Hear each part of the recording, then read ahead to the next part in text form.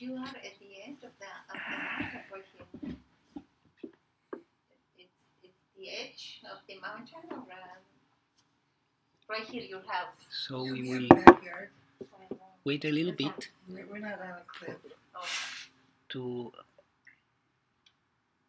make room for more people, and we will start soon.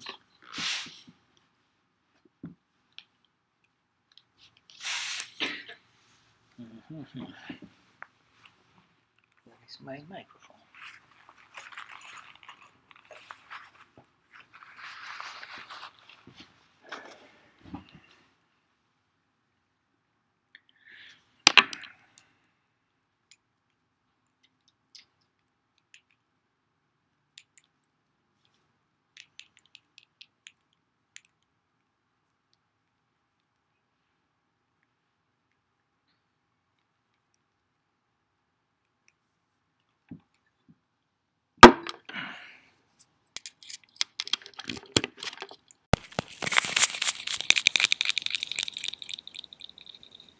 Not presumably got everybody in the box.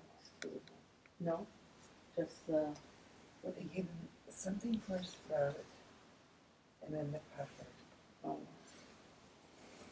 So they didn't think it was they didn't think it was bacterial. I don't know. Jared offered to make him the colloidal silver. Yeah, I'm making it already. Yeah. He got the first dosage too, because I had some. Right.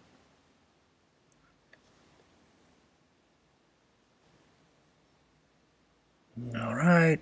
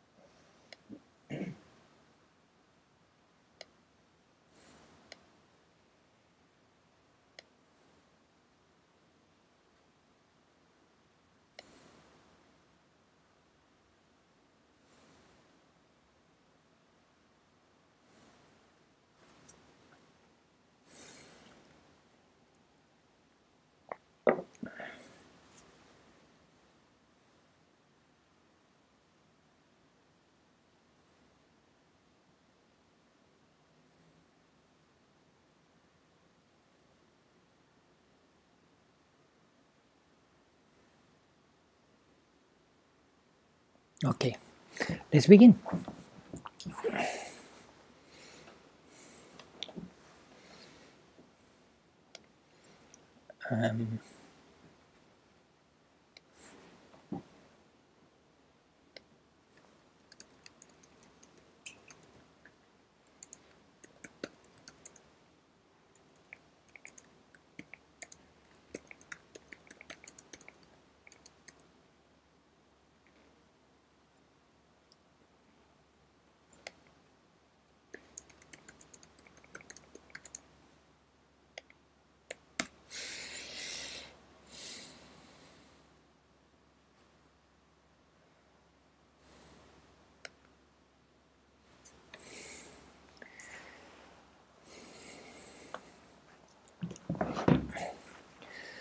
So let us close our eyes and begin by taking 3 deep breaths. And during the exhalation, allow your whole body to relax from head to toe. Okay, let us inhale and exhale, relaxing. Allow your whole body to relax. Inhale again and exhale, relaxing. Allow your whole body to let go and relax. And once more, inhale deeply and exhale, relaxing.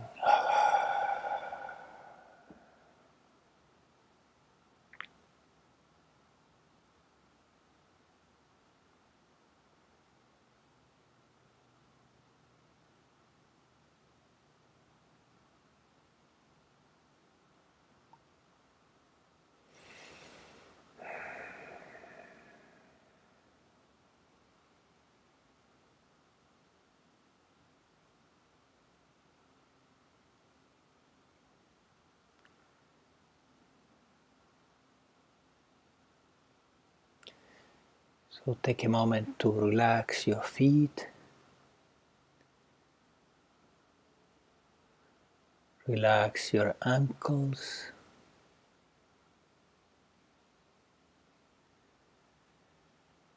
relax your calves,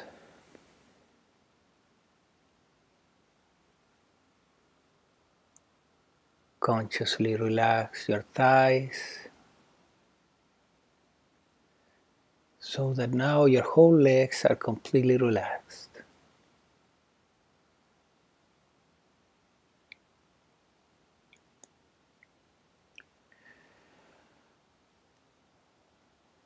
Relax now your buttocks and abdomen.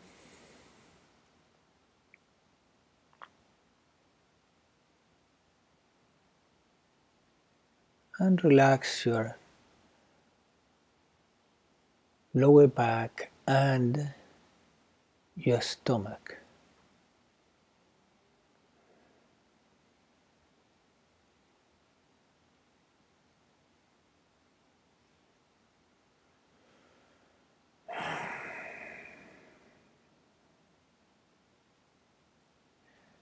Now consciously relax your upper back and chest.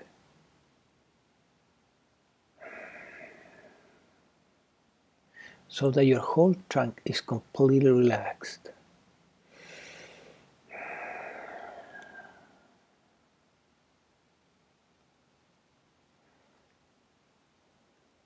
And include now your shoulders and arms.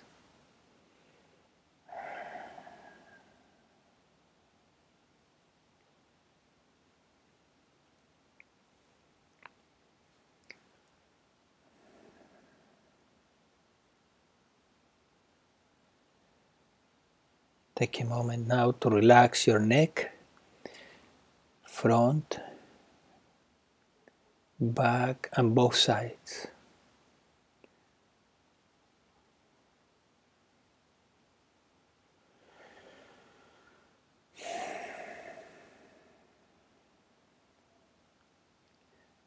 And now relax your jaw and mouth,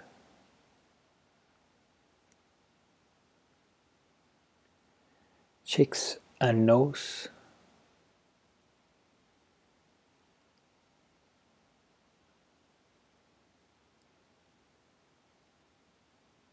eyes and eyelids,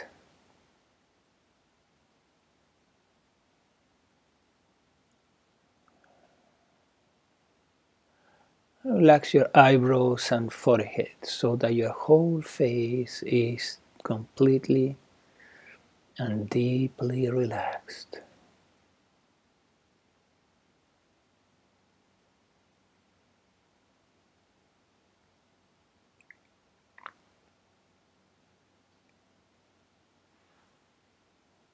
Now take a moment to relax your scalp and ears so that your whole head is relaxed.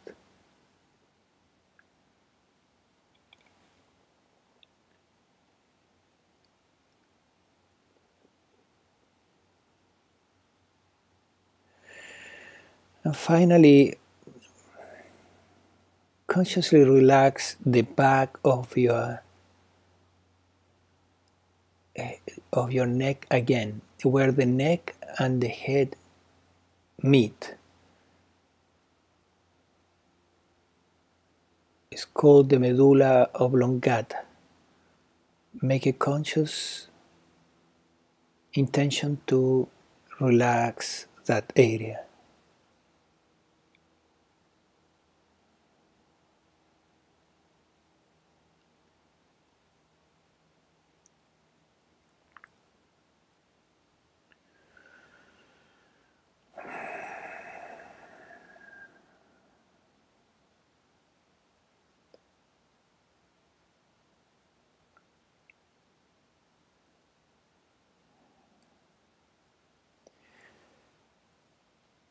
Now forget the body and gently bring awareness or attention to the point between the eyebrows. And gently roll your eyes, your closed eyes, roll your eyes a little bit, just a little bit upwards. It will help you to bring the attention to that point between the eyebrows that has been called the spiritual eye. By rolling the eyes a little bit upwards, you will find that it's easy to bring the attention there.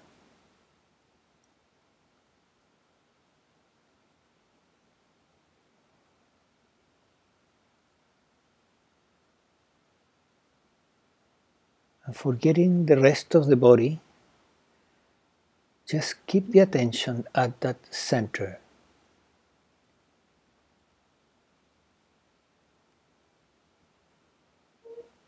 And as you keep the attention there, just allow everything to be as it is. Thoughts or feelings, they don't matter. Just keep the attention at that point. Let it rest there.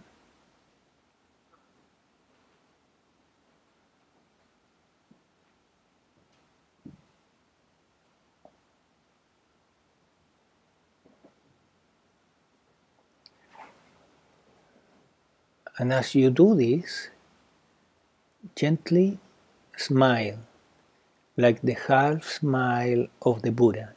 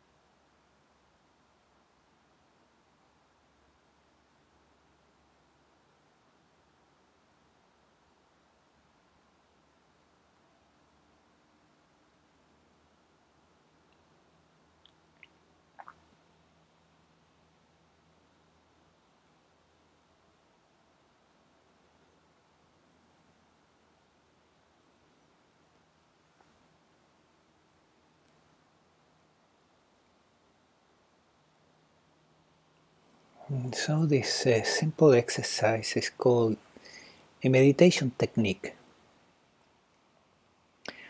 And yoga is based on techniques. And many yoga teachers will tell you that yoga is a direct approach because some techniques lead directly to the divine experience.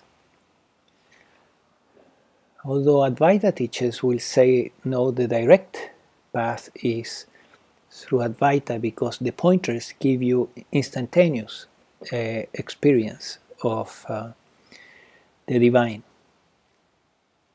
And I would say that in that regard, the Advaita teachers are right because the technique takes time to work. So let's say you begin to work at opening the center in the spiritual eye. It will take quite a long time until you come to experience the aspect of the divine that are experienced here, which is more than one, in fact. However, when you look into Nisargadatta's teachings, Nisargadatta says that he went to visit his teacher, his guru, and he gave him a very simple instruction. Nisargadatta, of course, is part of the Advaita tradition. And then he began to work with this instruction, and he worked for 3 years before he got it, right? And it's in his book, I Am That. So you may have a glimpse of the divine that may come like this, right? One pointer and bang, you're there. Or for no reason, you are walking on the beach and bang, you see it. Oh, there is just the self, right? Beautiful. But it's not the way it usually happens. The way it happens is, normally, is that you have to work, do some work. The ego has to do some work to get there.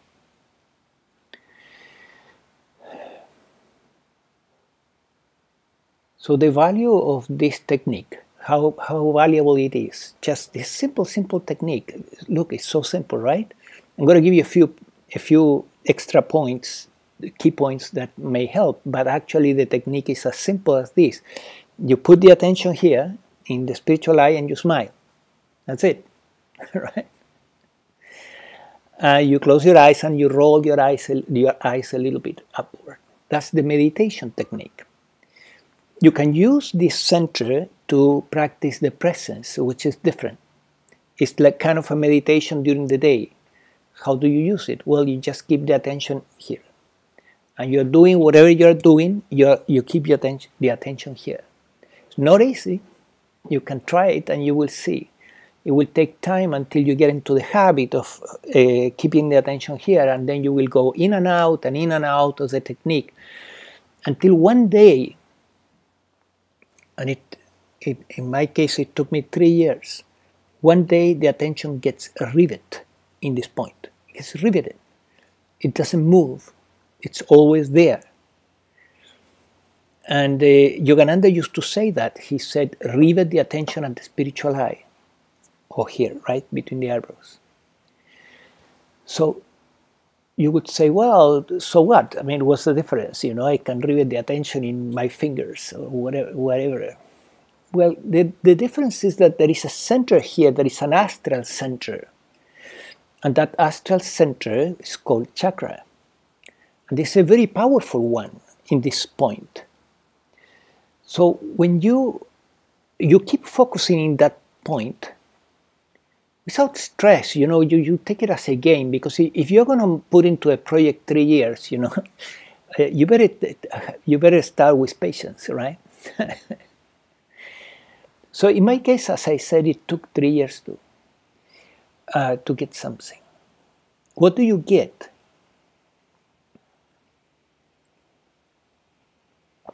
You get something that you cannot get in any other way except through the divine experience.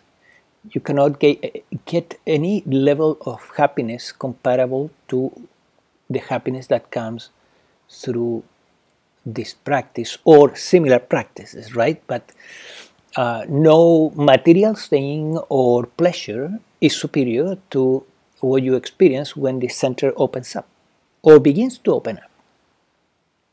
You begin to also get results very early. It's not that you're going to work for 3 years, suddenly your attention will be riveted here, and from then on, you will be feeling this satori. Much earlier than that, you will get benefits. And the benefits can be very substantial. More peace in your life, more calmness. You feel some symptoms that in the past would have worried you, and now you bring the attention here and the symptoms dissipate. Whether the symptoms are physical or the symptoms are emotional or mental, you just bring the attention here and the worries are gone. You feel a sense of courage towards life. You feel a sense of, you just bring the attention here, you feel that you have willpower to do whatever you want to do. And then finally the attention gets riveted there. When it gets riveted there, then the benefits are much more significant. And one way to describe this is that one of the things that happens in this center, because every center is different, right? In this center, is that you experience, or there is the experiencing of what could be called divine discernment. What means divine discernment? Discernment means to discern, right? To separate what is important versus what is not. That's discernment. But divine discernment means that you realize that nothing is important. Right? Nothing is important. The only thing that is important is to keep your satori or your enlightened state. To keep your attention here and be happy, The other aspect that comes with it is bliss. And it can be absolutely constant and amazingly enticing, enjoyable, delightful. It has been called the delight of God.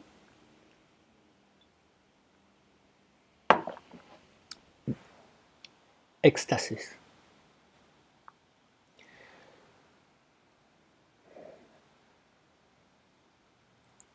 Another aspect that comes with the opening of this center is that your heart becomes wise. What that means?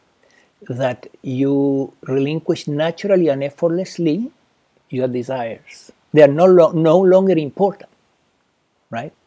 And you feel the need to discard them because you know that by keeping your one desire, which is to be here and enjoy the ecstasies, then every other desire is insignificant, and you don't want to lose your ecstasies, because you know that if you go for petty desires and you put them first, you will lose your ecstasies. And it's intuitive.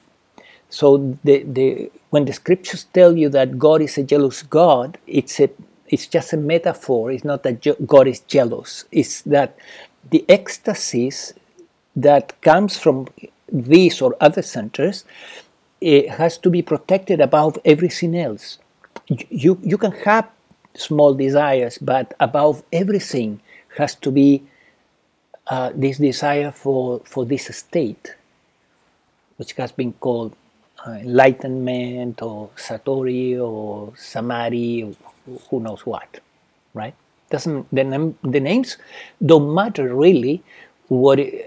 I would say that probably the name that describes it the better is satori, because and satori is a state of freedom. You feel free of suffering, right? You don't feel suffering anymore.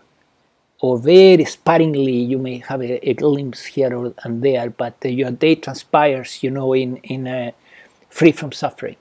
Then Satori means that at some point the ecstasis will be lost, right? And well, enlightenment means that the ecstasis is never lost. It's for the rest of your life. So it's a lottery, you know, you may get a Satori, and at some point, bang, you lose it, or you may get enlightened and you may never lose it, right? The reason why it's lost and why most of these experiences are short-lived, and short-lived can be between a few minutes, which is called a kensho, or a few months, which is called a satori. And the reason these things are lost is because you have to work on something. The mind-body organism still is polluted by something emotional, some desire, some illusion that you have with the world, that you haven't yet come to terms with it. And then you will need to work it out. And for that you descend into human life. Meaning you descend, the attention, the awareness that was riveted here, suddenly you cannot hold it here and it goes to the lower centers. And then you begin to experience human life again, and you know it, right? Because it's painful.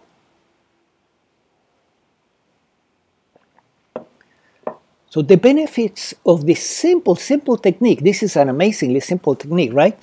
Are immense. But how much you have to insist in order to get it? I cannot tell you how much you will have to insist, but I will tell you how much I insisted, or how much it happened in this mind-body system until the Satori came. And it was about 3 years, and in the morning I was meditating about 20 minutes here. I was doing a lot of preparation for that, breathing exercise. I don't think that it was so important, but some breathing or some relaxation, or something that inspire you can be helpful as a preparation. And then you go into this center and you just wait. You just be here, right? And gently smile. Roll the eyes a little bit upward. So it was about 20 minutes morning and 20 minutes at night. It wasn't that much time compared with the benefits, right? Nothing can give you that type of benefits.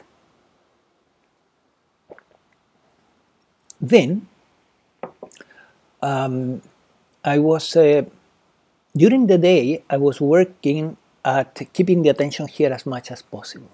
And it was coming and going, it was not constant, right? Until it became riveted. But that is something that comes on time. You may notice that at this moment your attention is more focused there, because we are talking about this center and because you were meditating a moment ago in this center, right? So when you start the day, you put the attention here for 20 minutes, and you will see that it will facilitate the state, keeping the attention here during the day, right? It is extremely important to do not expect anything. The technique works, is mathematic, you know, and after some time, which for each one is different, in my case it was 3 years, it will work. At some point, you will get it, right? So you just insist,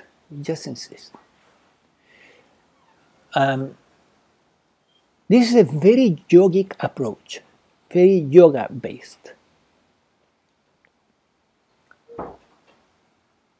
The attention, in this case, is brought to a point here, apparently a physical point here. Hi. And the awareness in Advaita is brought to itself. So resting as awareness means that awareness rests in itself. It's a very different approach. Yoga brings the attention or awareness to specific points in the mind-body system. That are the main ones are this center, the heart, and the medulla oblongata at the base of the spine, and this center at the crown. There are 4. These are called the divine chakras, or the divine centers. And each one of them produces particular type of ecstasies once it is triggered, right?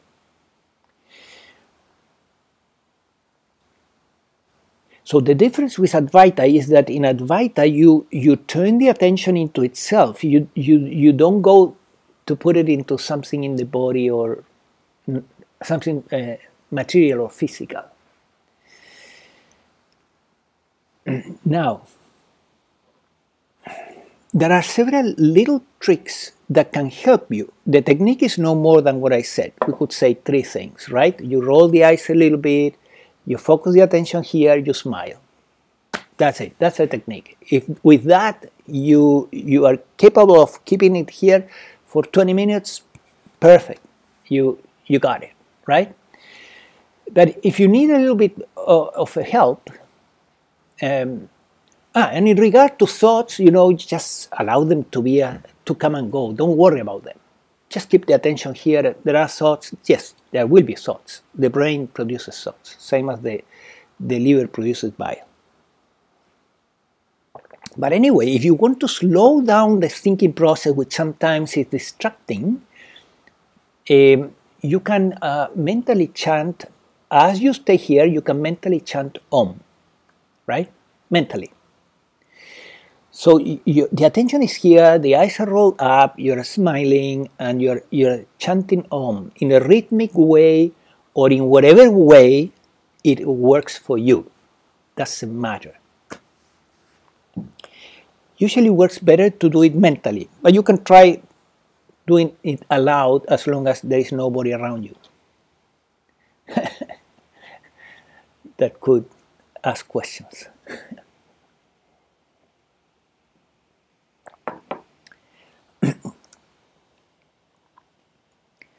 So I remember a little story that is quite revealing. Ramakrishna was a great sage, and he was the guru of Vivekananda, and Vivekananda came here and he founded the Vedanta Society. Vivekananda was a great sage too. He died very young. I think he was 31. And he was only 3 years here, and he created a humongous organization called the Vedanta Society. He said at the end of his life, in these 3 years, I made more work for the divine than many people do in 1,000 years. He was probably right. So Ramakrishna, who was this great sage, was very devotional, meaning that his focus in the spiritual practice was in the heart. It was not here. It was about love, right? He wanted to experience love for the divine, and he was in a rapture of love because he had opened this center. If you focus your attention here and you steer the love for God or the love for the divine, you will open this center. And you will have a different experience, which is the rapture of love, which gives you bliss, of course. In that regard, it's similar. So Ramakrishna had this amazing devotion for the divine. And one day came to his ashram another guru, a great sage, well known in India, that was called Totopuri. So Totopuri came, and Ramakrishna recognized that Totopuri was his guru, right? And then Totopuri came to him and he said, okay, enough with this whole thing about Mother Kali and Bhakti Yoga and so on. So he grabbed a little pebble and he put it in Ramakrishna's forehead in this point, and he pressed firmly, right? And he said to him, keep the attention here, right? In this point. So Ramakrishna followed the instructions and he went into ecstasis here also. And then Totopuri said to him, okay, now teach me how to open the heart, right? So eventually we want to open both.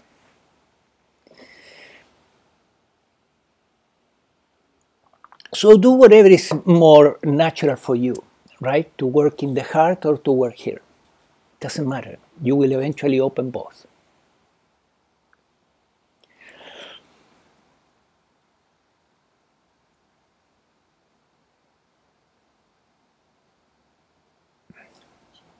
Yes.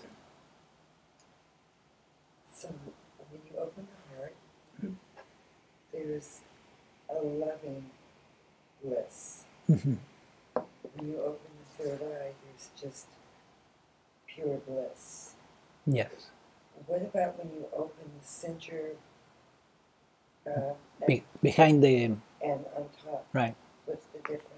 So Diana is asking, okay, in the heart you have a loving bliss. Here you have a bliss with jnana. It's a bliss with wisdom, right? It's more a kind of pure bliss with a lot of discernment, spiritual discernment, which is wisdom, right? And she's asking, okay, what happened here in the back and what happened here, right, at the top? So you would have to do this, but traditionally, this center is supposed to give you oneness, right, at the crown. In my experience, unfortunately, with oneness, the kenshos that have happened into oneness have not been through yoga techniques, but through pointers, through Advaita, right? So I haven't worked at the center, at opening the center, and I haven't done the work at doing that. In regard to this center, in the back, that center is called the medulla oblongata, and Yogananda said that this center is, he called it the mouth of God, because in this center there is energy that enters the body. A lot of energy enters the body through the base of the skull, at the top of the spine, the base of the skull, and there is energy that flows into the body. So without this flow of energy, he said, if it was interrupted for a moment, the physical body would immediately die. So we are kept alive by this flow. And therefore our next breath, we take it because the divine wants us to take it, right? And it's feeding us with this energy all the time. So he said, he mentioned something that is in fact a medical fact. That is that if you use a pin and you penetrate the medulla oblongata just with a pin, there is a bundle of nerves at the base of the skull that are so sensitive and so powerful that a pin would kill you, right? Right. So it has been used to do the perfect murdering. But it's not perfect because now they know, so they will check.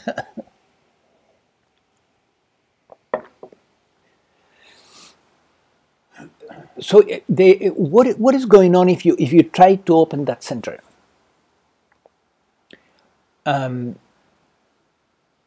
I think first of all that it's worth giving attention to the center in the back for several reasons. First, we human beings in a society like this, we tend to put a lot of stress to stress these muscles in the back, right? So we carry a lot of stress at the base of the skull, in the center. By opening up the center, these muscles relax. And it's very soothing because we are carrying a lot of subconscious tension in that area. Because of the tendency to do quite a few things that are offensive to the body, like doing this, right? This position is it compresses the vertebrae and the discs in the back. This exaggerating this could be a problem too, but so much that as we age, we begin to have difficulties to turn our head, right? Because of the tension in these muscles.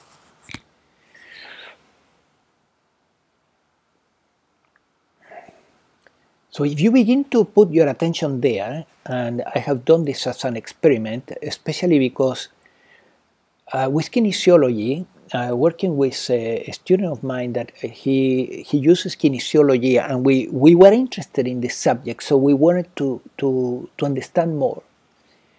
And he calibrated that this center calibrates at and the experience that you have there calibrates at 1000. The experience that you get by opening the center at the base of the skull calibrates 1800, so it's higher, right? So I was very curious, well, what's going on there, right? What is going on in the center? Because yogis in general, you don't see in yoga texts any recommendation about using this center to attain. And but my experience was that bringing the attention here gives you a sense of observation. You become detached and you observe life, including what's going on in the mind-body organism. There's pure observation. So you can experiment and see, yeah, and confirm, and let me know if you have the same experience, right?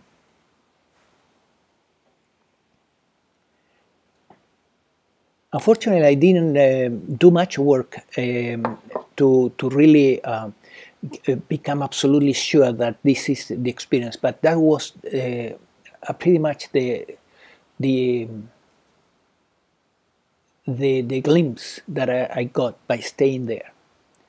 And I had to do it for a couple of days before the first glimpse came. So you see, these things require a certain commitment to do them. But there's nothing in life really that will give you what this can do for you. Nothing. Impossible. No psychological work, nothing, right?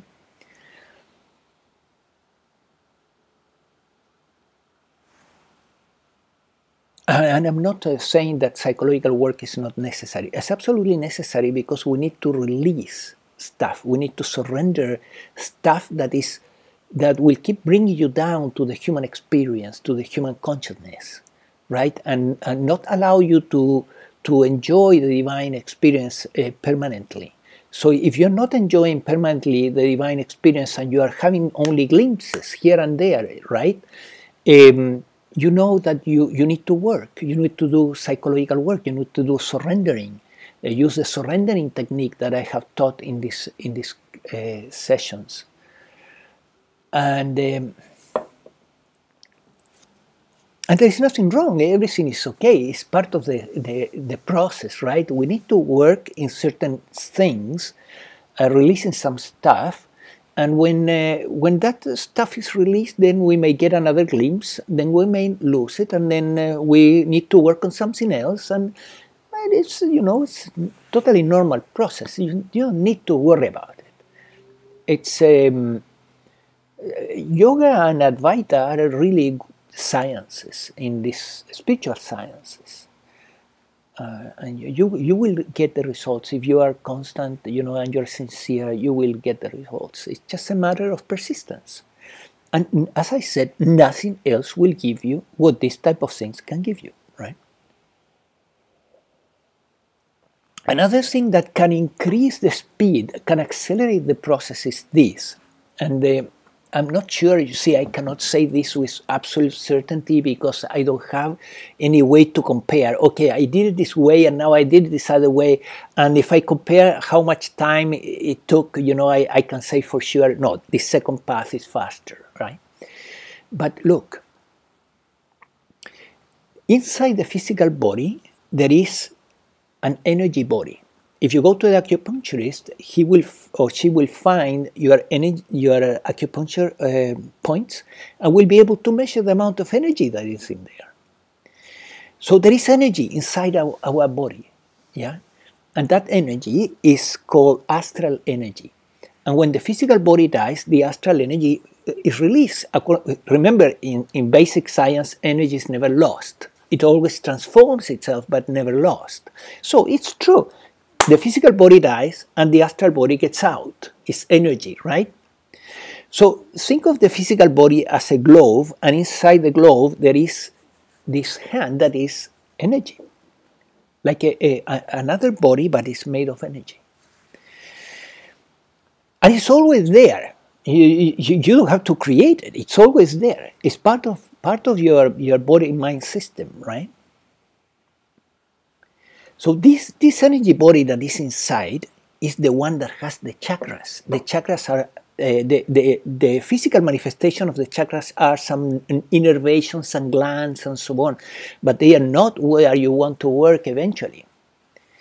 You want to open the astral centers, right, in the astral body. And so you could say, okay, how I do that, right? And this is quite a conundrum in yoga. In fact, I remember one day being in a satsang and somebody asking to a monk while I was practicing yoga, because today I don't practice much yoga, but this individual asked the question, when I do the kriyas, and the kriyas is that you work on the spine back and forth, right, going with the attention or awareness back and forth in the spine, and say, when I go into the spine, do I do it in the astral spine or the physical spine, right?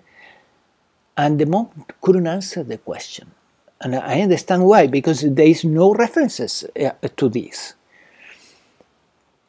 The truth of the matter is that the chakra system is in the astral body.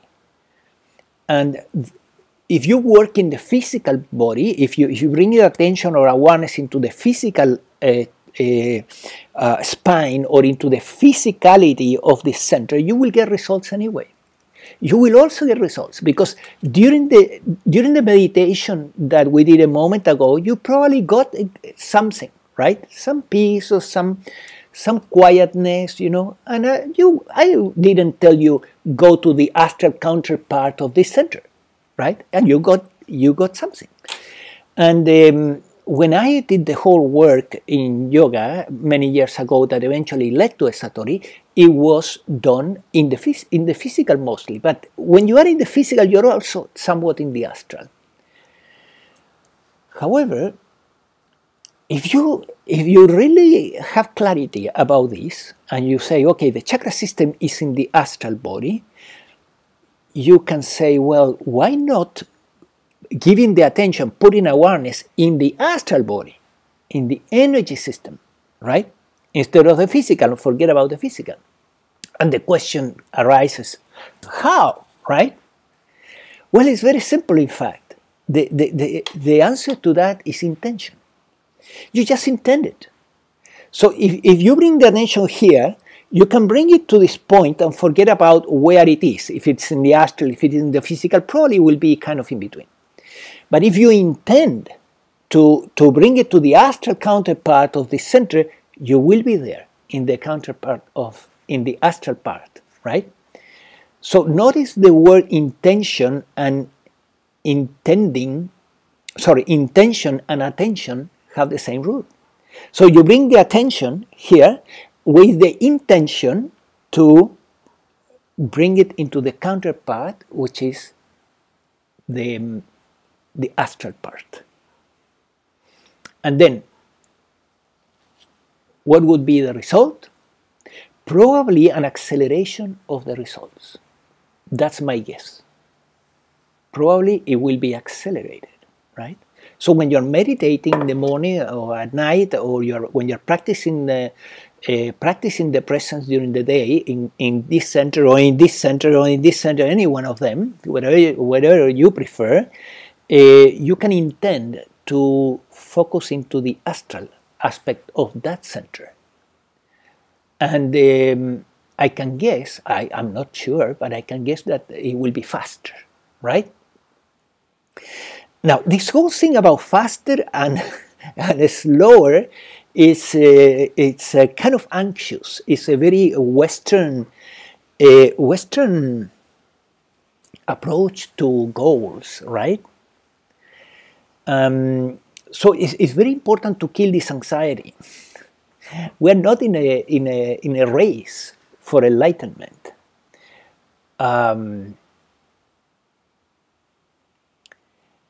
So let's say you're here, right? You're meditating. You have your eyes closed. You are rolled.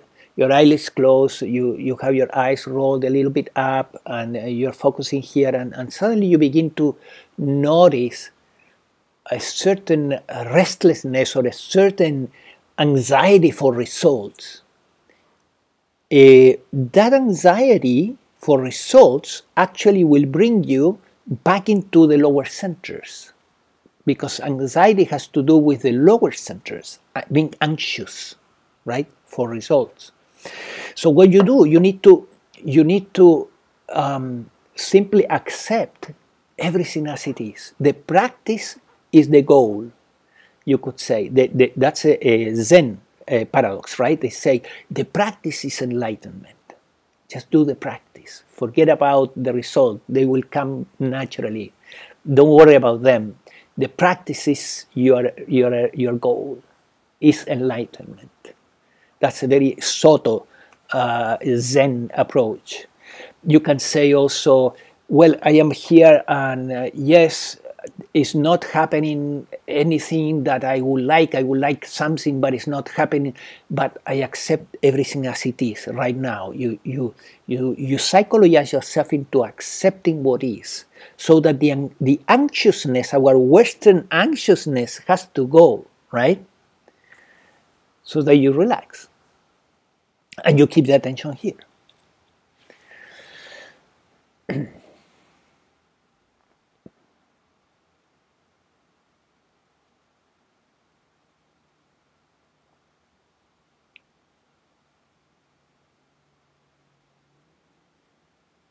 Well, this has been a very yogic type of conversation instead of Advaita. But anyway, you can experiment with these things and see where they lead. Some people may get there faster through pointers or self-inquiry. Other people will, especially if you're more sensing, if you're more connected to the physical body, may get faster probably through yoga. And you can try both. Play and experiment.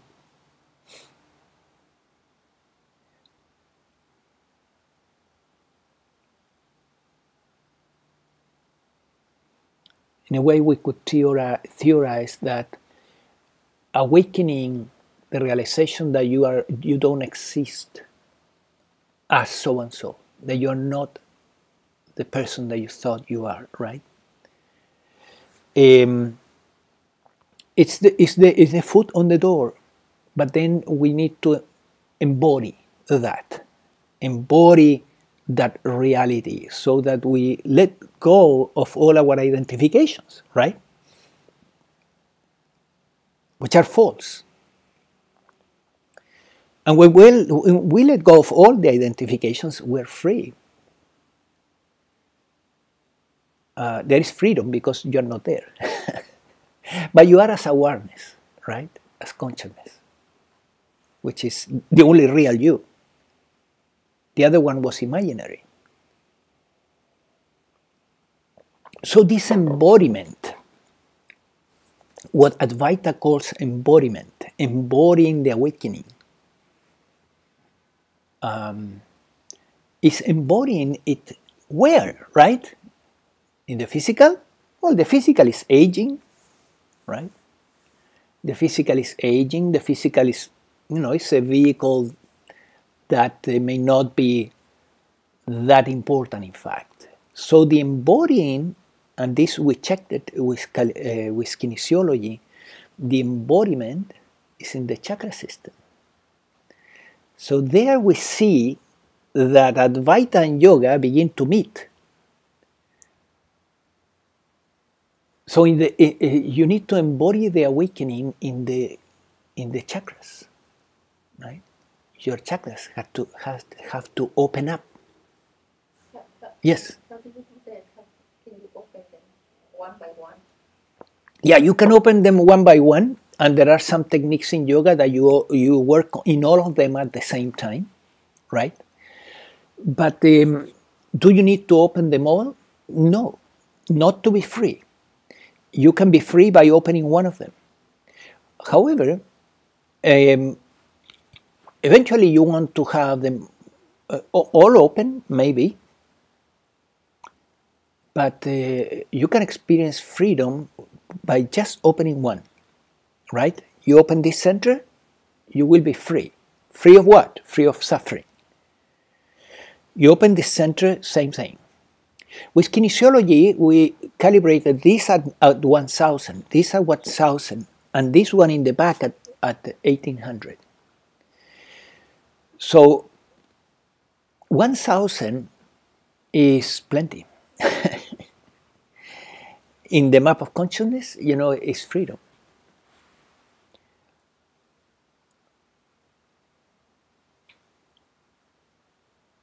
Saying the point in the back at the base of that skull, in the back, that's 1800. Right. I remember, like David Hawkins with his calibration says the highest the human nervous system can handle is 1000. Right. So what is that saying? Mm.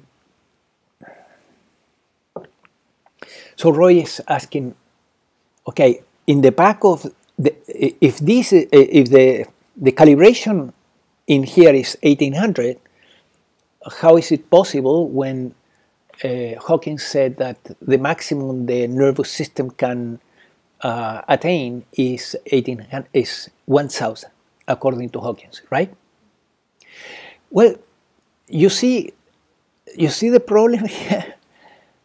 Which body are we talking about? Are we talking about the physical? Or are we talking about the astral? Well, he's talking about levels of consciousness. Right. And he says, nonetheless, with each level of consciousness, it still impacts the body. Right. When you get to 1000 level in consciousness, it affects the nervous system and Right. within the body. The nervous system in the physical body. Yeah, that's right. But so maybe, you know, to experience the 1800 here, you may need to experience them in the astral body. And for yogis, this is not a problem because they can get in and out of the physical body. So in the astral, it's very likely that in the astral we have the capacity to experience much higher levels of consciousness because we are in a body that is much more subtle. That body is already here, right? But if we were to experience 1800 in the physical, we would burn the physical, right? But you can experience 1800 by leaving the body, and then you are in the 1800 meditating in the astral body, and then you come back. And then come back to 1000. Then you come back to the body to 1000 if you want. Or maybe you won't come back because you don't need it, right? Or you don't want. This reminds me of what the Tibetans call the rainbow body, or Right. they call it the light body. Yes. When people reach a certain state, their body just gets consumed in flames, and they're Right. So they're not constricted by the physical body anymore. They're a higher state elsewhere. Yes, the Tibetans do talk about the rainbow body and going into levels where the physical is burnt.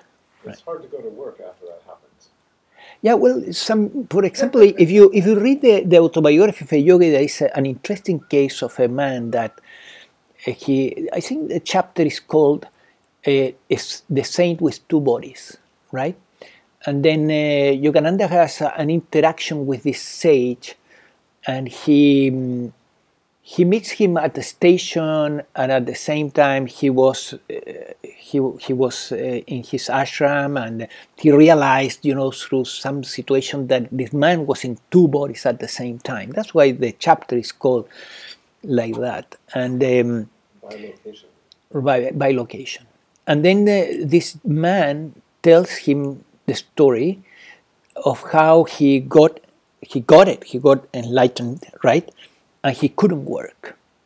So he went to talk with his boss, I think, and his boss was Yogananda's father, I think. And his boss, so he told him that he couldn't do the job because of his ecstasies. And then his father helped him to get retirement, right? Something like that, I remember. So, yeah, it can happen, you know, that the ecstasis eventually, if it's too much, it will not allow you to work. Then you just retire. You don't need to work. And this is pretty common in India, you know, and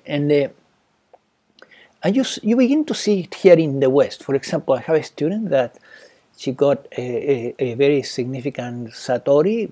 Was in the beginning was kind of it was in a dream, and then she suddenly woke up realizing that nothing mattered, right?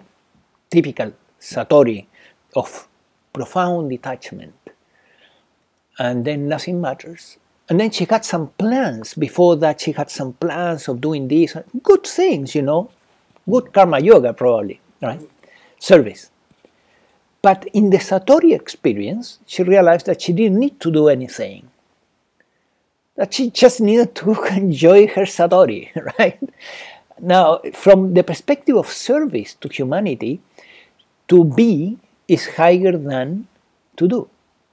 So if you are in a state of satori or enlightenment, and you just stay there, your vibrations are contributing to the well-being of humanity much more than anything you could do.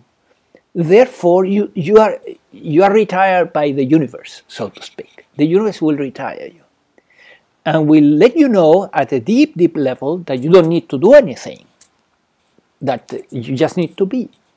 So this is what was happening to my student, right? So it doesn't happen only to great yogis in India. It can happen to you, it can happen to anyone.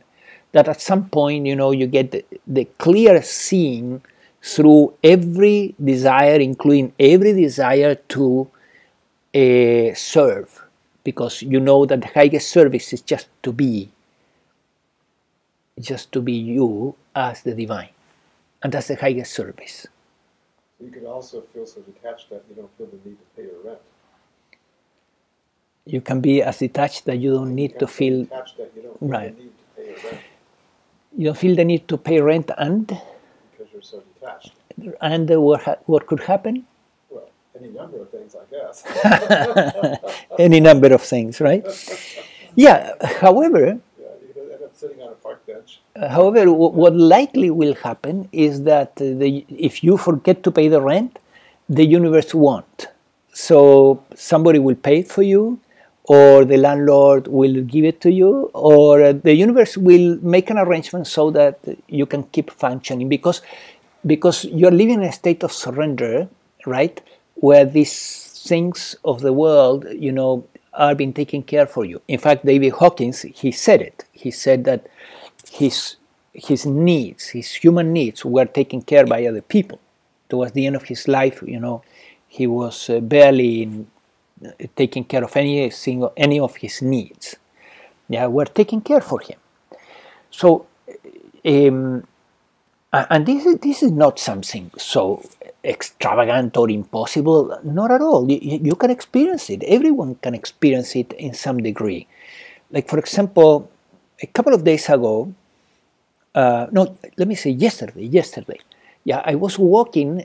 I was in a campground there in Pismo Beach in California, right? And I'm walking in the park, and there's like a park where people go to see the butterflies, these famous butterflies, right? I was walking there, and a young man tells me, asked me a question whether I have seen the butterflies. And I said, no, I was not looking for the butterflies. I was just walking, so I don't know you, but there is some information there. And then he says to me, he says, are you from Chile? Because I was born in Chile, right? And I said, yes, I was born there. I have been living here 30 years, right? But he noticed my accent and he recognized me. So he said, I'm also from Chile. So we began to talk, right? Young man, 30 years of age approximately. So he had been working in Chile as an engineer for several years in a corporation, a big corporation, which was a gold mine. There are many gold mines in Chile. So this was a multi-corporation, and he had a very high position, and he eventually got disenchanted with the system, the greed, the ego, as he explained, and money, and so he let go of his profession, and he bought a ticket to the United States, and here he bought a motorcycle, and he was traveling the world in a motorcycle, right? And so I said, oh, okay, you know, how interesting. Yes, he said, I have been traveling already for 4 months, and I have put already 30,000 miles in the motorcycle. And I said, well, how do you do it? I mean, and then he showed me, his motorcycle was there, and he showed me all the things that he was using, very few things. They were all in the motorcycle. And this is all I have, he said. These are all my possessions, right? And I'm planning to move through the world with my motorcycle. And then he said to me, and everything is taken care for me. I don't worry about anything. I just arrived to a place and I begin to talk with people, and then they offer me their home, and they offer me to help me, and there is always this openness. And so I don't worry about the tomorrow. I'm just enjoying traveling, right? And I would like to communicate to people that there is nothing to fear, that the universe takes care of you. So this happens to a lot of people, right? So in other words, if we let go, we can trust that there's an intelligence in the universe that's orchestrating everything. Yes. Rather than an unintelligent universe that's just right. hostile to us. Right, that is hostile to you. I remember when I was young and I was beginning the spiritual path, and I met a young woman that had a teacher that she called her guru, and both had been for years roaming in South America, walking, and just relying on divine providence. And she told me we did all this without money. We were just walking, and we met the right people, and the right doors opened up, and everything worked. So there is a divine providence that is always there. Is how we tap into it, right? How we develop that trust, because fear blocks the most natural thing, right? Which would be this abundance. Let me give you an example of how fear does that. You may have seen goats, for example, in these YouTubes where they are climbing very, very steep surfaces. They are almost vertical. And you say, how a goat can do that? What an equilibrium to do such a thing, right? You see these vertical cliffs, and they are just boom, boom, boom, walking, right? Dams also in Italy. And so I had a question. And then one day the answer came is that they don't have the word in their mind, they don't have the word equilibrium to begin with. They are not concerned about losing foot, because they don't have the word equilibrium, right? If you try to step on on just one leg, and you begin to think about, do I have a good equilibrium or a good balance, or I don't, you're going to fall, right? Because you have those words. And so the mind is what tricks us into fear, right? The moment you fear that you're going to lose balance, you lose balance. The goat doesn't fear that it's going to lose balance. If she were to fear it, she would never do such a thing, right? So there's no fear. For her, it's a given that everything will be okay. And then you see them climbing these incredible things. So it's the same. Fear is what blocks us, blocks the natural flow of events, and prevents us to completely trust the divine. That nothing that we need is going to be missed. Yes.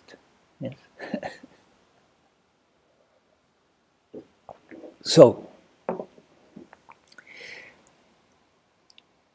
the problem is fear. Get rid of the fear, and you will begin to see and have access to this abundance. Well, in the Upanishads, they say where there is self, there is fear. Yes, where there is self, but Small self. with Sense of self. lower caps S, right? Where there is little self, there is fear, because the little self feels separated, right? Or imagines to be separated. So where there is self with capital S and no little self, there is no fear. So if there's no sense of self, and we're part of the universe, then who or what is there to threaten us? Nothing. Right. Everything is... There is no fear in that state. That's why the Buddhists have made the no self their goal, right? The goal of Buddhism is to have no self, to attain the no self state. Little self, right? No little self. So what is left is the big self with capital S. But still, after... And there is just the self, there is just the self. It's in that regard, Advaita is so fast, because you use the pointer that is just the self, and then you follow the pointer. And actually there is just the self, there is nothing else. So it has always been that way, right? It's not something that you need to create. It's just the self, truly. It's always just the self, nobody else. So you just follow the pointer, but it's a truth that is uncompromisable. But even after awakening, you can still use some purification or cleaning up of your chakras or something. Well, if you are into the realization that there is just the self and it's steady and constant, you don't need to do anything else. That's it. If you go into the realization that there is just the self here, right, which is true, there is just the self here. Nobody else is here. If you go into that realization, but you see that you get caught into the illusion of separation again, then you may begin to wonder if you need to work in something so that you can go back to the realization that there is just a self. And probably it's the case, right? It's the case that there is some identification which is creating little self and a sense of separation, right? That needs to be released. So once you release it, you will begin to hit again into the realization that there is just a self. And it's always just a self. There is nothing. It's impossible. There is... Everything else is based on imagination, Roy. Right? Everything else is based on imagination. But in reality or factual, in fact, there is just a self. And every other little self is pure imagination. nothing else. But habits of thought have momentum, have power to them. So some of our old thoughts, based on the feeling of separation, they can come back. Yes, these thoughts then is what will bring you back into the illusion, into imagination, and then you need to find, for example, that false identification and let it go. So let's say, for example, yesterday when I was talking with a young man, and at some point he tells me, "Oh," he says, "You know, yes, I'm from Chile, but I don't buy into that identity anymore. To begin with, my family was from Australia," he says, right? And now I'm traveling, you know, and so I'm losing my identity as a Chilean. That's what he said. And I said, okay, that's good, right? And then I asked him, so what is left if you let go of all identifications, all identities, right? And he was startled for a moment, and then he said, the true self, right? So once we get rid of all the false identifications, right? There it is. What is left is reality, the imagination. And as we were talking a moment ago with Diane, you know, every time we say the word "my," we are creating identification, right? Because "my" means I am the owner of something, right? I am this, the owner of this. So attain detachment from everything, from all our possessions, and really understand that whatever we have is borrowed from the self, and it's not mine. It's just you're borrowing, you're using it, and one day it will be taken from you. And that's absolutely true, right? Even the body will be taken from you. So everything we have is not ours. It's an illusion that we possess something. And every sense of possessiveness is creating identification. But it's not just the possessiveness that creates identification. There are other things, other concepts, like, for example, if you identify yourself with your profession, let's say as a writer, right? And say, I am a writer, and you have a sense of a sense of identity as a writer, that's it. Then you are into an illusion. Yeah. But if you let go of all identifications, right? Because you know they are just bullshit, then you get the bigger prize. The biggest prize is the self, which is not stated, by the way. There is just the self, but there is no need to say I am the self. There's just the self. There's no need for identification. No need for identification. Although some people say, you know, that you go through a phase where you first hit the I am the self, and then you let go of that too, and you say, no, there is just the self. No, I don't need, the self doesn't need the word I. Right? The identification creates separation. Yes. What if you say I am the world? You're creating separation. Right. Don't say that. So eventually you don't say anything, right? Whatever you say is going to interfere. So that's why this story of the Zen master that he's talking to his disciples, and one of them asked, what is the Zen mind, master? And he lifts a flower, right? And doesn't say anything. But one in the audience understood, and he got it, right? The others didn't. And what it means, you know, is just simply that eventually no words are necessary.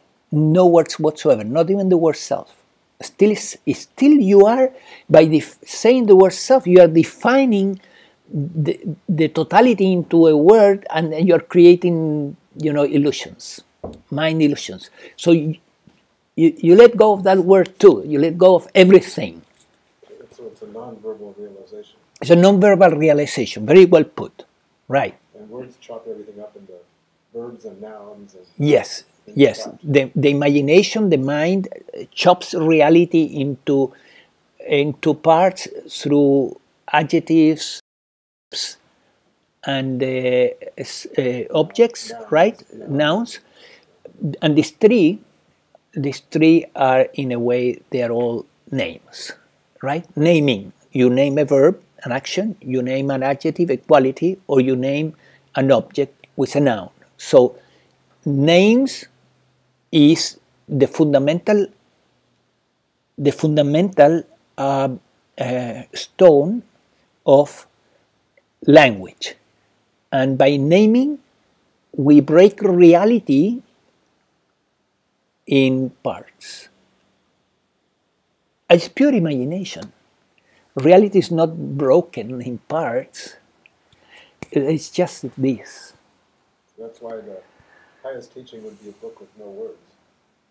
The highest teaching would be a book without words. The highest teachings would be no book. That sounds very Zen, right?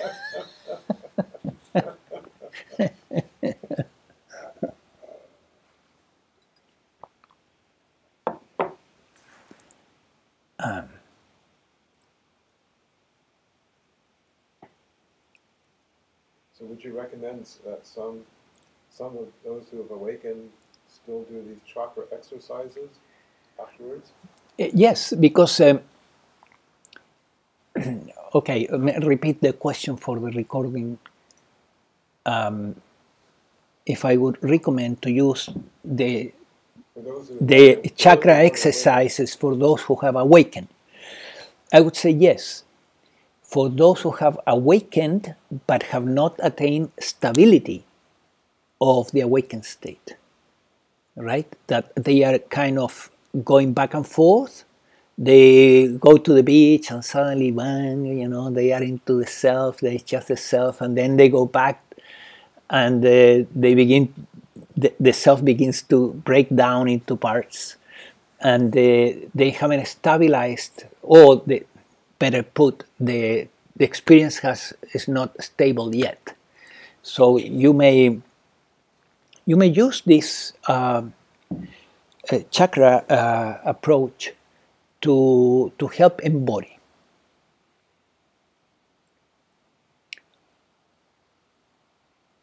Opening the centers, the astral centers. And with one that you open, you will see a great stabilization.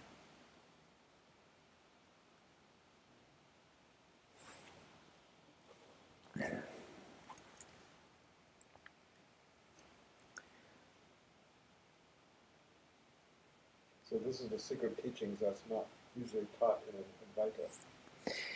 These are the teachings that are not like the secret teachings. The secret teachings that are not taught in Advaita. Yeah, they're not usually taught in Advaita. Yeah. Yeah, well, if you're a purist, right? If you're a purist about Advaita, then you may not. It's just that in this organism there has been no purity about it. I would say that my fundamental focus is Advaita, but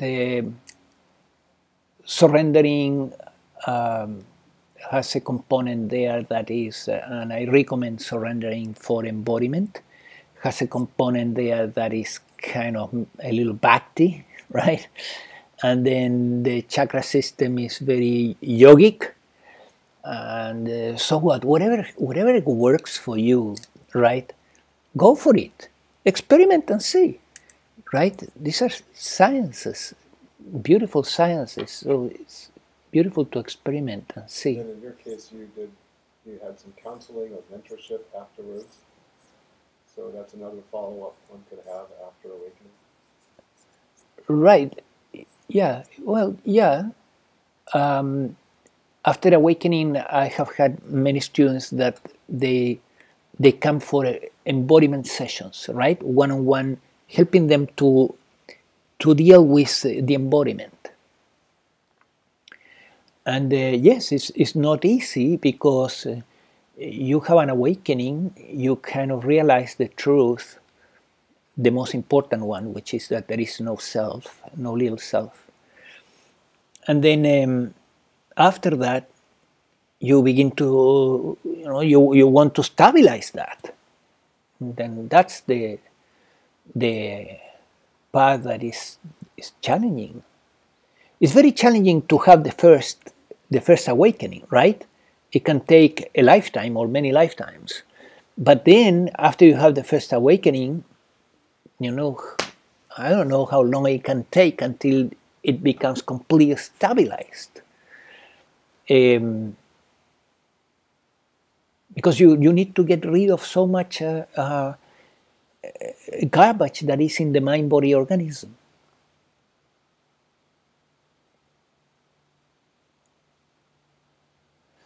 But another way to look at, and the other day we were talking about this on the phone with Guadalupe, it was that the first experience of oneness or no self that you have, it's an invitation. A very strong one, right? A very strong invitation for you to be serious, right, about this, and to say, no, there is something here that I cannot get in any other way, and I'm gonna pursue it, right? So it's a very powerful invitation. Now we can follow the invitation, or we can minimize its value and its significance and discard it and become completely lost again, in the game. Until one day, the invitation will come again, right? So in the Christian scriptures, it says that I think Jesus says, I will visit you at least once in every lifetime. So we will all have an invitation, one invitation at least. Now, the invitation, can be just an experience with little insight into your non-existence as a self, or it can be really an awakening where you really see in the experience that you are not real. And that's awakening. Otherwise, it's called a visitation, or it's called an experience in a spiritual experience. So what part does our mind play in keeping the awakening? What part the mind plays in keeping the awakening? The mind is the obstacle. The mind is imagination. So you want to use the mind to overcome the mind, as Nisargadatta says, right? You use a pointer, there's just a self, to let go of the mind. Or another pointer, it doesn't need to be that. So you want to keep remembering that you're not an individual self. That was one thing you could do with the mind. Yeah, you can use it as a pointer, and right. The word pointer, the idea of pointers is a very Advaita approach, and I would say it's different than affirmations or reminders, in the sense that you want to transcend through the pointer the intellectual. The words are nothing, they are just pointers, right? But the finger that points to the moon is not the moon.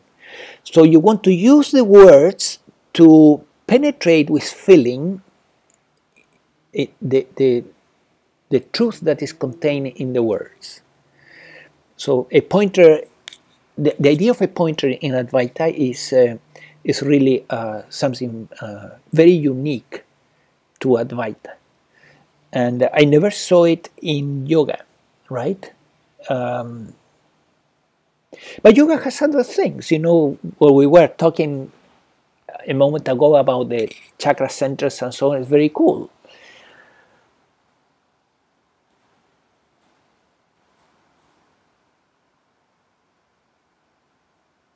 Yes.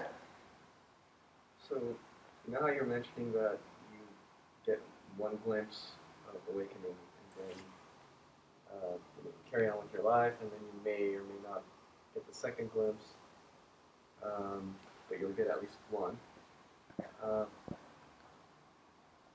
So, I don't know, just from personal experience, there was that first glimpse. Yeah.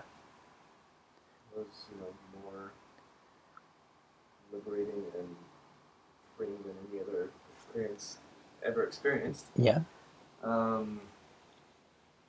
And then I felt like after that experience, you know, it's such a powerful experience, and you're trying to embody it and to make it a state that's sustainable. So then you know, explore things like you know, meditation and yoga, and then you know, your brain literally rewires to get out of these old patterns of thinking so that you can sustain better. But for me, that glimpse came from an experience on psychedelic mushrooms. Right. But then I remember after a few years, when I tried to recapture that glimpse, you know, it was, well, you know, let's try mushrooms again, or let's try taking some LSD. And Right. they all were powerful experiences in their own way, but never quite like the first. Ever. Right. And it was kind of like, when the first one happened, it was completely without the goal. It just happened. Right. But then every subsequent time, there was a goal attached to it. Right. So it didn't happen. Yeah, it's kind of like chasing a cat. I don't know. Right. So yeah, in terms from my own personal experience, the only way that I was able to have something so powerful where the ego is completely destroyed was through that. And so I've kind of let go of trying to expect anything like that to happen. Right. Because before that happened, I was just living my life. Sure, I was on this quest for more and Yes. trying to find truth and everything, and that experience was kind of like here's a glimpse. Yes. Feel it, experience it, realize it, and it'll never really go away, because once you're shown it, it just Right. shatters everything else. Right.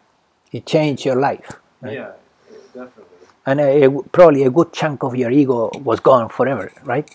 Yeah, I mean, it's still, things will happen in life when it'll be like a reminder. You know, if the ego gets too strong, it'll just, something will happen where it'll be like, hey, remember, don't worry, it's just a game.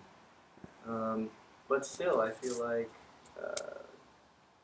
I don't know. Maybe I'm realizing this now since we're speaking about it. But yeah, maybe that second glimpse, it'll come just as effortlessly as the first one if you just do your part. Yeah, it could come effortlessly, but you may want to invite it. Yeah, and but without anxiety, right? So how you invite it? Well, giving yourself time for contemplation, right? Doesn't need to be cross-legged. You can go and walk on the beach, right?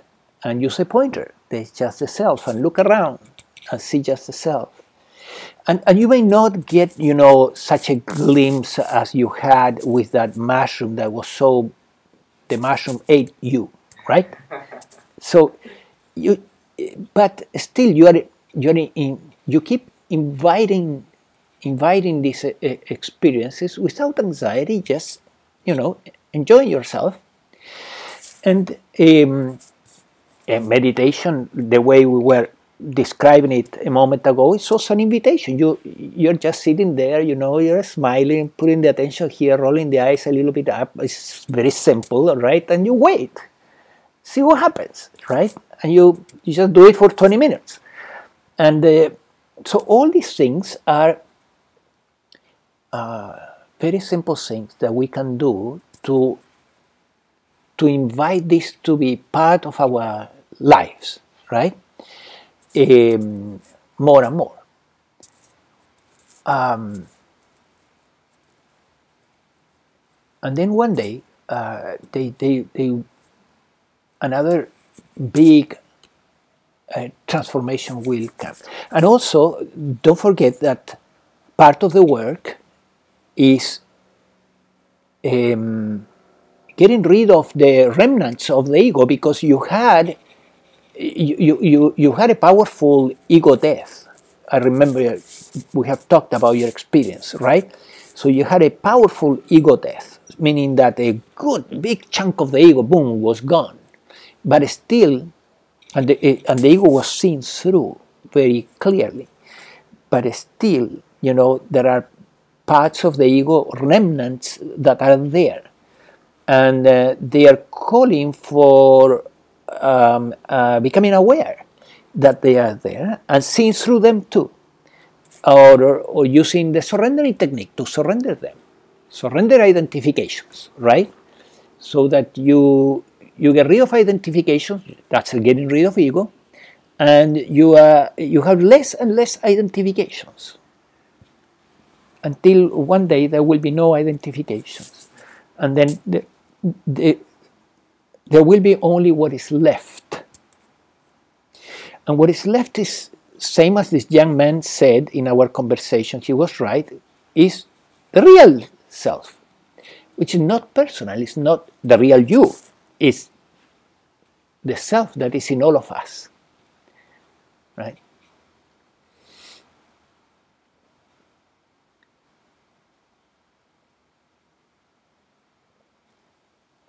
So I don't think that awakening, like the awakening you had, should end the search. The search should end naturally when the awakening has become completely established. Then the search ends. However, between before awakening and after awakening, the search changes, which is different.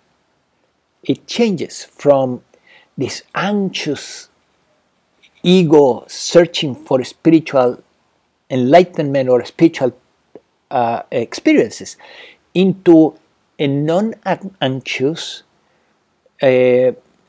search that is much more relaxed. Is you know already what is the truth about you, right? Or what is the truth, and therefore you begin to lose that spiritual anxiety, right? Which is that spiritual anxiety is an obstacle, right? You want to get rid of it. So the progress is even faster when that spiritual anxiety is not there.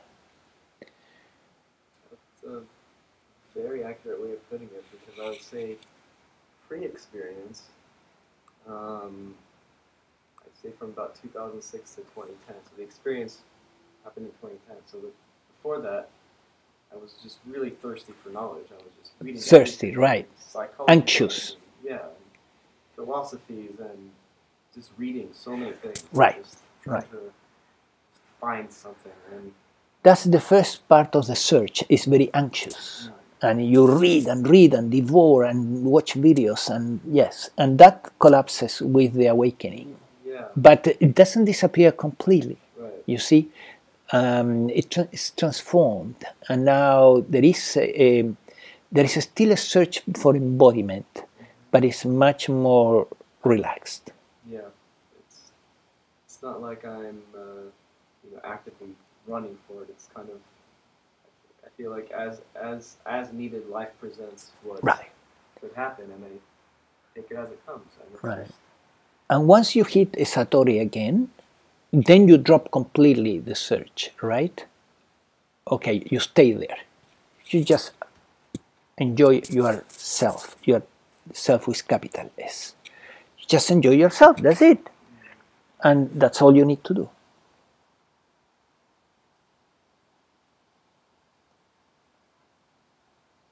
But you need to be in a Satori state or in an enlightened state to completely drop all the search altogether. Otherwise, at least, take a moment to walk on the beach and invite, the mind to quiet down by itself.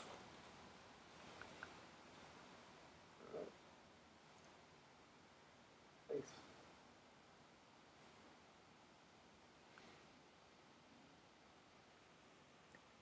Diane, you're so quiet today. You're so quiet today.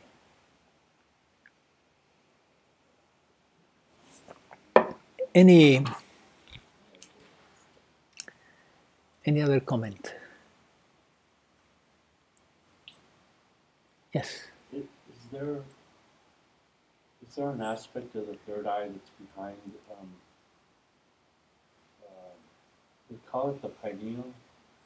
Oh yes, ahead, yeah. Many yogis talk shape. about that behind the pineal gland and all that stuff. Yes. And then physically, there's the anterior pituitary and then the posterior. Yeah, pituitary. something like that.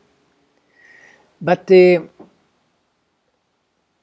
astral center is more important than what is going on in the physical, and also when you focus here in the astral, then you read the yogic books, you will find a lot of strange things. Like, for example, they say at some point you will see light, right? And you will see a circle of a yellow light. At the center, eventually, you will see blue light. And at the center of the blue disk, you will see a white star. And then you are supposed to penetrate the white star and go into samadhi, right? So all these things are very esoteric. I don't think they are necessary really, and to make a search for those phenomena is not a good idea. What is real is that if you keep the attention here at the point between the eyebrows, it leads you to a satori eventually. So that's all you need to know. And in the satori, you're free.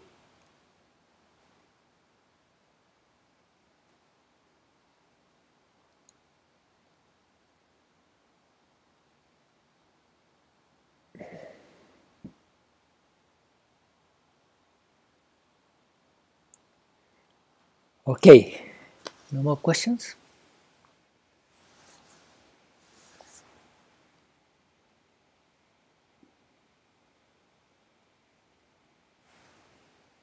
All right. I have one question actually. Oh, you do? Okay. What role does health and fitness play in allowing these states to occur more easily? What role health and fitness play in this? Yeah, I would say that it plays a role.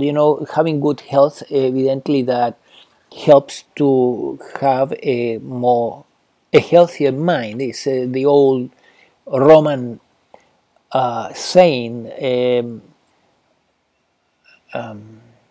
It's mente sana in corpore sano, right? Healthy mind in a healthy body. So if you have a healthy body, you will tend to have a healthier mind. And if you have a healthier mind, the mind will be less of an obstacle to enjoy your true self. So yes, I would say that it's a good idea to do physical exercise and stay fit. Now, there is a comment in a book from about Yogananda's life and the life of one of his disciples that is intriguing about this. His disciple was very advanced, and he was in a retreat in Encinitas. And there he was doing some very sophisticated yoga postures, right? And I saw the pictures of this gentleman doing this really advanced yoga postures, which require great strength, physical strength. And then apparently Yogananda sent him a note saying, tell Rajarsi, or a message, tell Rajarsi was this disciple, to do not overdo yoga, hatha yoga in this case, because he may lose his ecstasies, right? So I can guess that according to what you are experiencing, the level of satori or ecstasy that you are experiencing, you may need more or less physical exercise. Yeah, and if you are in a satori state, you will need very little physical exercise, but you will need some, right? Going for a walk every day, and you will need some. But if the satori is not there, then you may need more until it happens. It will help to keep the mind healthy. If you are in a very busy life, very busy mental life because of your type of work and so on, then you may need also to do more physical work in order to balance physical and mental work, right? So all this leads to just say that it's a very personal equation, how much physical exercise you need, and you will need to take into account many different factors, right? How much mental exercise you are doing in your work, what type of body organism you have, what's happening with your spiritual life at that moment, and on and on, right? I mean, for me personally, it's kind of become, physical exercise has kind of become its own meditation, particularly when I have a proper warm-up and I'm in the zone and I'm really pushing the limits, right, and breaking mental barriers. Your mind just can't focus on anything else but that one form. Kind of like you become that form that you're exercising. Okay. And it's during those times where I felt, the greatest mental clarity, or insights have come. Right. Or right. I feel relaxed. Yes. So, right. And probably your constitution, is appropriate for that particular type of exercise. So if it works, right? No argument with success. Okay, let's stop here. And I invite you to come and enjoy some food Diane has prepared for us. And let's finish here. Thank you, Jim. You're welcome.